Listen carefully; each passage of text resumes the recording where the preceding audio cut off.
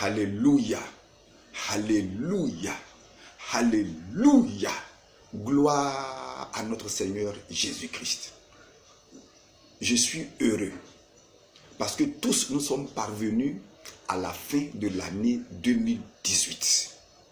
Voici votre émission hebdomadaire. Analyse des textes du Nigeria pour le dernier dimanche de l'année 2018. Dimanche 30, 12e mois 2018. Les textes sont Ésaïe 42, de 18 à 25 et Matthieu 13, de 1 à 23. J'ai intitulé ces deux textes « Aveugle, voyez, sourd, entendez ». Dans le déroulement de la vidéo, vous comprendrez pourquoi. Écoutez, pour une bonne compréhension du premier texte, je vais me livrer à une prouesse intellectuelle.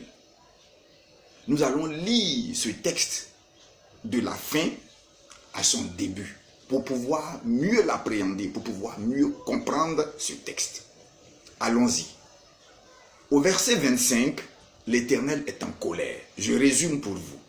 Au verset 25, l'Éternel est en colère. Au verset 24, conséquence, il a livré son peuple au pillage. Pourquoi Dieu livre-t-il son peuple au pillage? Parce qu'il n'écoute pas sa voix. Verset 22, et pour cause, il les a enfermés dans des cachots, dans des cavernes. Pour quelle raison Dieu enferme-t-il son peuple en prison?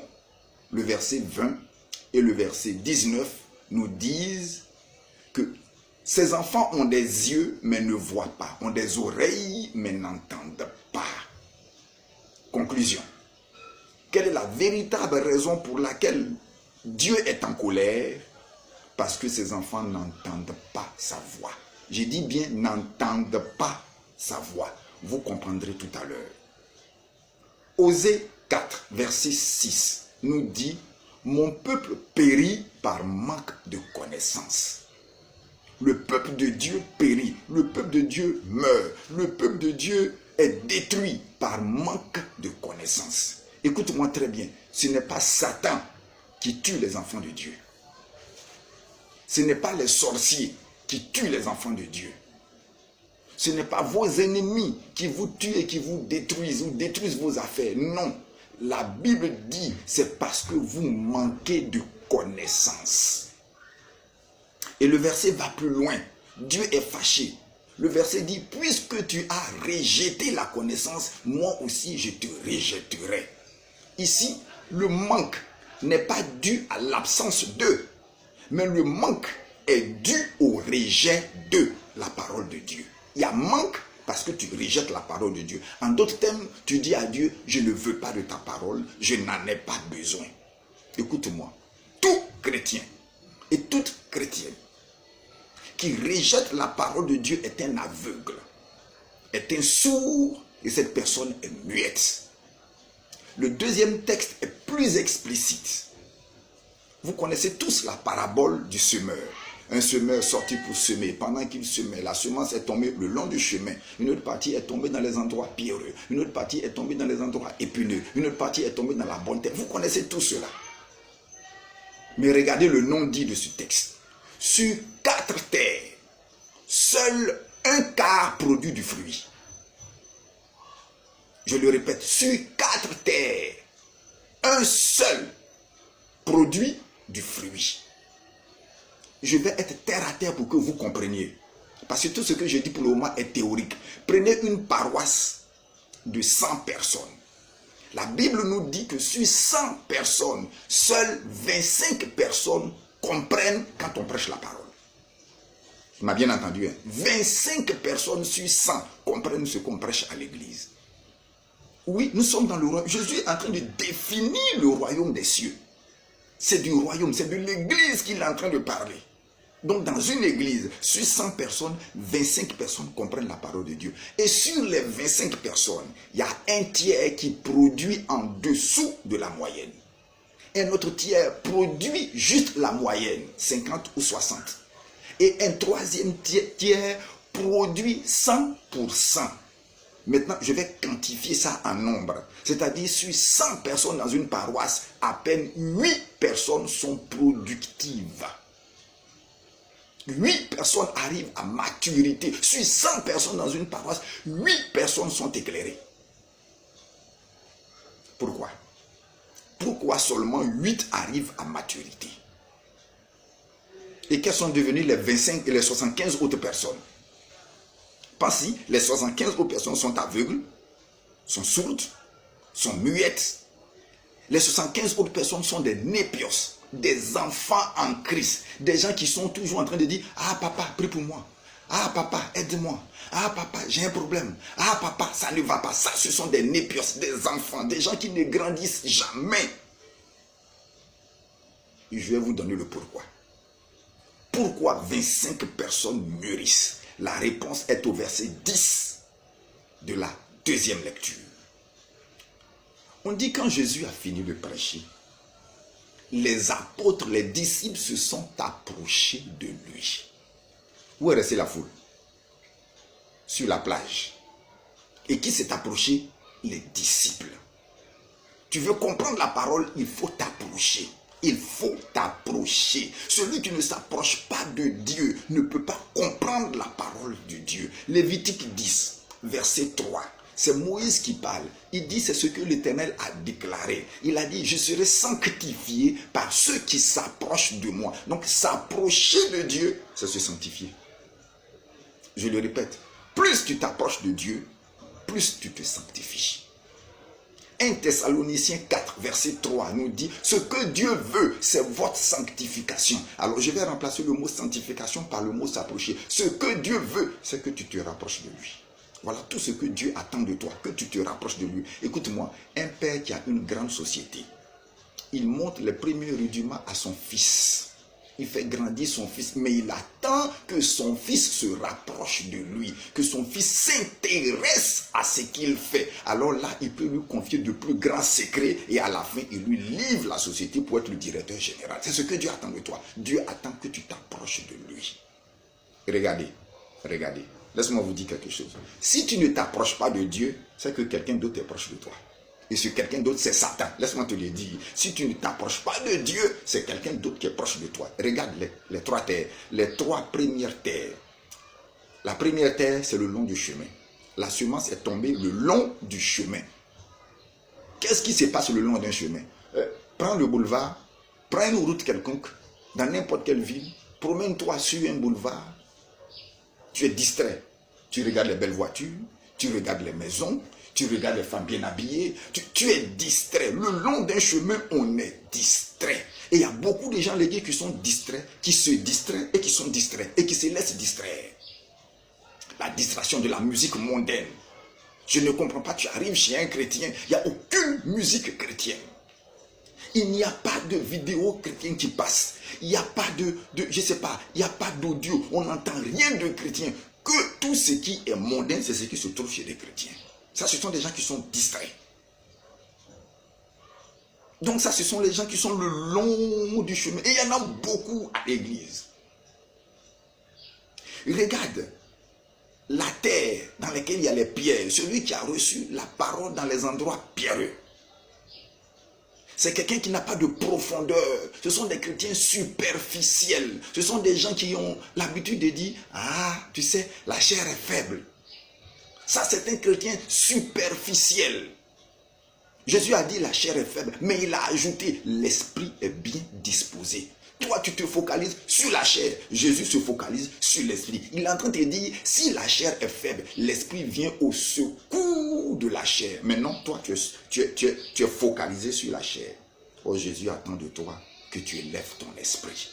Ce sont des chrétiens superficiels. Et les chrétiens qui sont superficiels sont charnels. Et ceux qui sont charnels, écoutez, ce sont des gens qui sont toujours dans la bagarre. Ce sont des gens qui sont, on m'a fait ceci, ici, on m'a dit ça, j'ai quitté telle paroisse, je m'avais dans une autre paroisse. Ils sont superficiels. Pourquoi? Parce qu'ils n'ont pas de racines, ils ne sont pas profonds dans la parole, ils ne sont pas patients.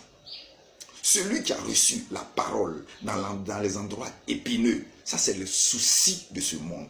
Argent, je n'ai pas mari, je n'ai pas enfant, j'ai pas de travail, j'ai pas... C'est ça, c'est ça qui se soucie des choses de la chair.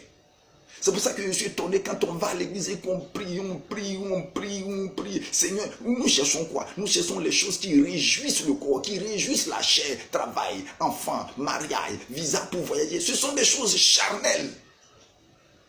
Cherchez premièrement le royaume des cieux et sa justice. Et le reste, il dit bien, et le reste, tout ça là, tout ce que tu es en train de chercher là, vous sera donné par surcroît. Ce sont des choses superficielles. Et il y a des gens qui se laissent envahir par des soucis. Donc, sur les 4 terres, 3 sont toujours attachés au monde. Ce sont des gens qui sont aveugles. Jacques 4, verset 8 nous dit, approchez-vous de Dieu et il s'approchera de vous. Purifiez vos cœurs. Voilà le problème. Hommes irrésolus, c'est-à-dire des gens qui sont inconstants, des gens qui hésitent, ils ne savent pas quelle décision prendre. Et quand ils prennent une décision, c'est la mauvaise. Pourquoi? Parce que leur décision n'est pas basée sur la parole de Dieu.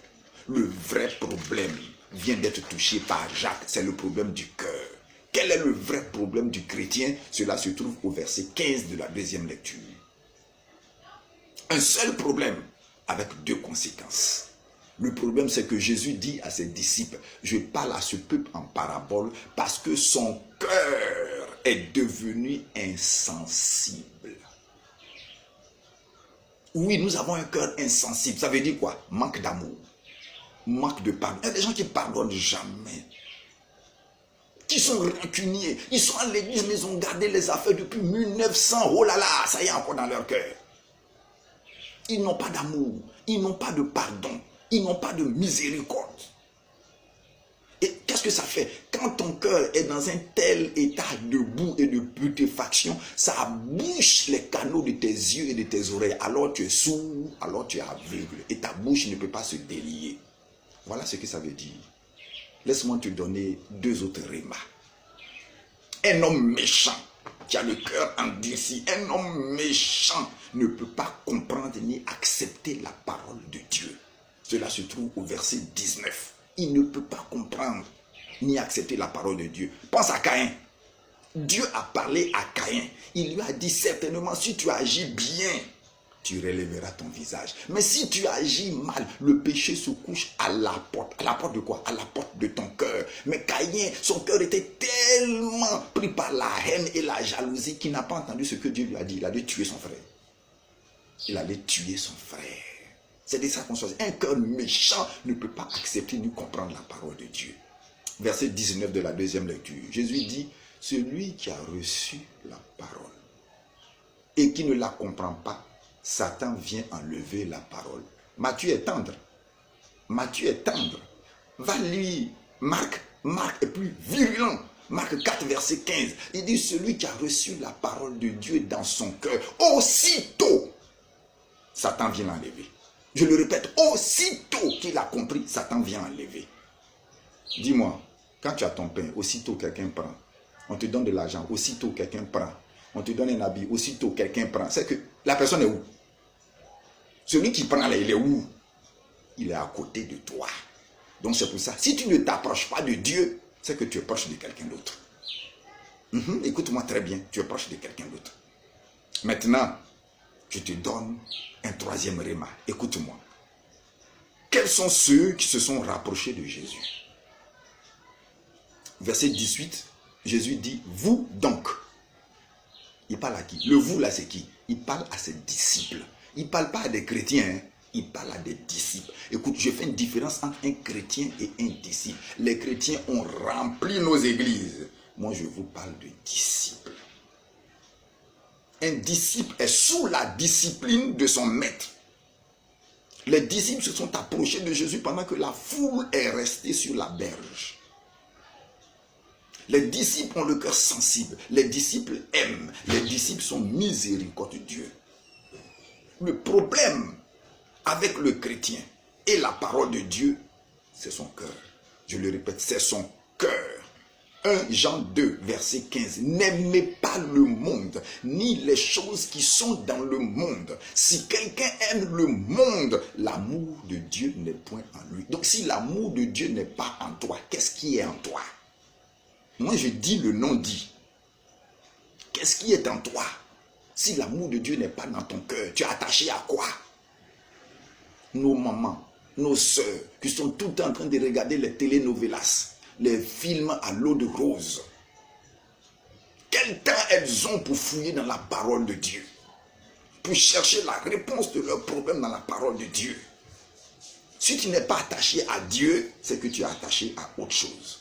Avant de vous quitter, laissez-moi vous proposer un exercice spirituel. Je dis un exercice spirituel, mais en fait, c'est un exercice très simple. Si nous avions le temps, j'allais dire, prends une feuille et un bic et énumère-moi les 3 choses que tu souhaites le plus dans ce monde. Je te laisse 5 secondes pour y réfléchir. Qu'est-ce que tu souhaites? Qu'est-ce que tu veux qui t'arrive? Si c'était des hommes là, tu cherches quoi? Quelles sont les choses les plus importantes pour toi dans cette vie? Propose-moi 3 choses. Je vais t'aider. Parce que je vois ce qui est dans ton cœur. Je vais t'aider. La richesse, le bonheur, et pour certains, la santé ou la longévité. Voilà les 3 choses que nous chercherons. Le bonheur, la richesse et la santé. J'ai l'honneur de te dire que tu as tout faux. Totalement faux. Proverbe 3, verset 13. Celui qui a trouvé la sagesse, celui qui a trouvé la connaissance, celui qui a trouvé la parole de Dieu, celui-là a la vie. C'est écrit. Je l'ai prêché dans la vidéo précédente. À la vie Zoé, la vie de Dieu qui transforme. Celui qui a trouvé la connaissance, la parole de Dieu, a trouvé la vie. Le bonheur que tu cherches, ça y est dans la parole. Et le même verset dit, il a trouvé la richesse. La richesse que tu cherches, ça y est dans la parole. Proverbe 4, verset 21-22. Celui-là a trouvé la santé. Donc tout ce que tu es en train de chercher, cette vie-là, se trouve dans la parole de Dieu. Dis-moi. Pourquoi on envoie un enfant de 5 ans au CP1? Pourquoi dès 5 ans on envoie un enfant au CP1, 5 ans, 6 ans, 7 ans? Pourquoi on n'attend pas 50 ans avant de l'aller l'instruire? Pourquoi l'instruction est la chose primordiale d'un homme? Parce que quand un homme possède l'instruction, quand il a la connaissance, il a tout ce qu'il veut. Tu veux que tu fasses un dessin?